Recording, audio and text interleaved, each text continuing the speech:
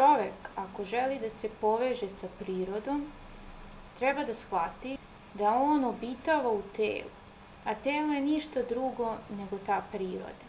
I dokle god mi tražimo neku spolja prirodu nećemo naći, jer priroda je u nama.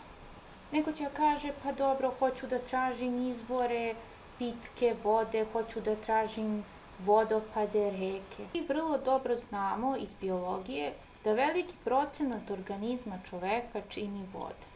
Dakle, voda je u nama ako tražite vodu. Takođe i mnogi drugi elementi koje možemo pronaći u prirodi, pronaći ćemo i u svom telu. Dakle, ne možemo razmišljati o sebi van konteksta činjenice da se nalazimo u telu koje je priroda. Ako uspemo da se povežemo sa svojim telom, povezali smo se sa velikim delom prirode.